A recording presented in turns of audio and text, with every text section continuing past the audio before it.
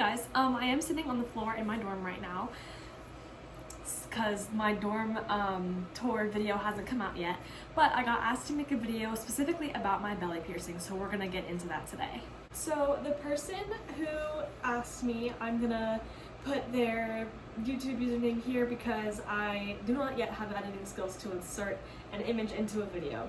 So they were basically just asking if I could do a video specifically about my belly piercing and if I filmed it and how I take care of it. So first I'm going to show you guys what it looks like right now. This is what it's looking like right now. It's a little bit red up here because I keep catching it on things, but other than that it's looking pretty good. The swelling is going down and it's not infected as best as I can see. So I did take a video of it. I cut it out of my tattoo video and piercing video because I was trying to kind of keep my piercer's face out of the video. In terms of how I clean it, it's different for everyone. Some people like to get a little cup and fill that with salt water or saline and like put it on their stomach. I don't do that. This is what I use. And I've used this, I'm pretty sure, for almost all of my piercings. You're gonna get a paper towel, and I also use a regular towel just to prevent it from going everywhere. So what I do is I just put the towel down here to keep it from getting everywhere, and I spray it.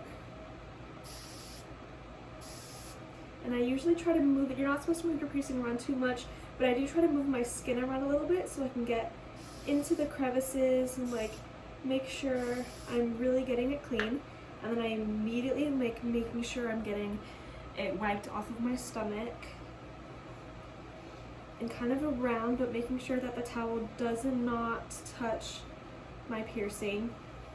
And then I take this paper towel, which hasn't been used, and I wrap it up a little bit and I kind of stick it kind of under, but I kind of, if you can see, I kind of put it under my belly piercing and kind of clean it in there, because you want to make sure that your actual like belly button is dry to prevent infection.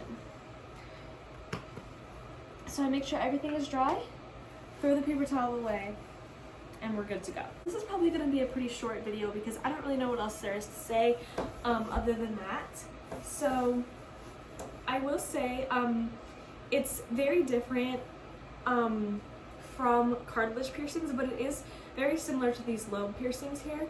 So if you only have like this part of your ear pierced here and you want to get a belly button piercing, you'll survive, like you'll be okay.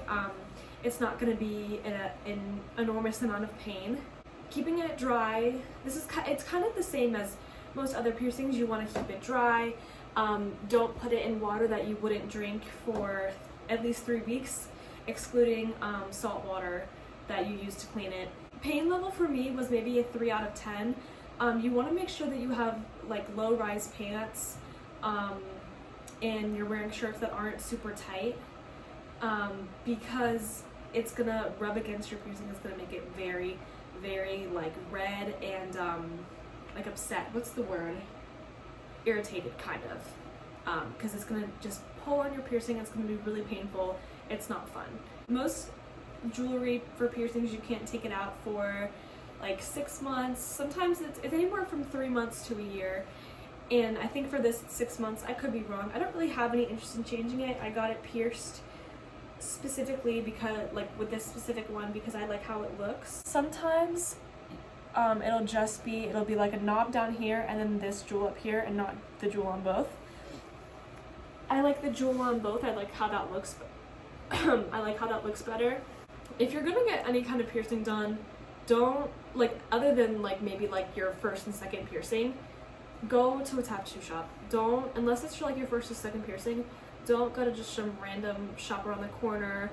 Don't do it like at the beach or something. Don't do it where it's cheapest necessarily. Do it where they have the best reviews. Do it where they're the most experienced.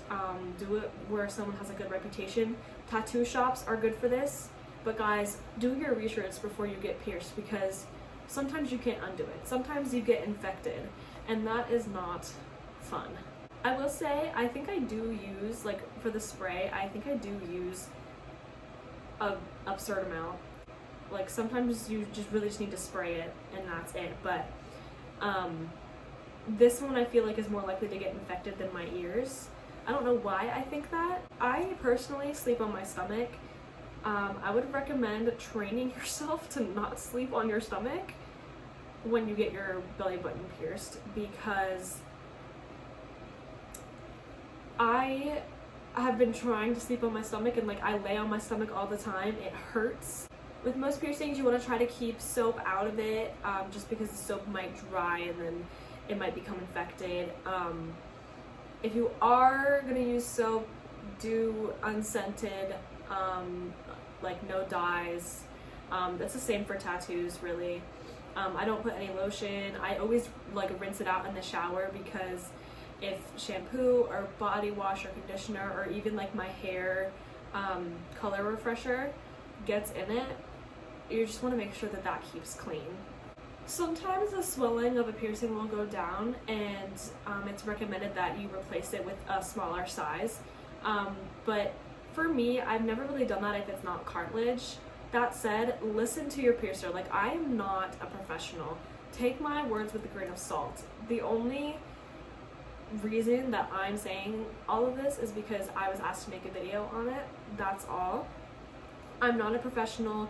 My only credit is having been pierced like 16 times. Just keep that in mind. Overall, like, piercings don't have to be that much work. You just gotta keep it clean, you gotta keep it dry, and that's all. It's entirely possible that when you get a belly piercing, it'll reject. That happened with my nose piercing, I think. Sometimes when you get pierced, your body will reject the metal or reject the jewelry. Try to get pierced with hypoallergenic jewelry if you can.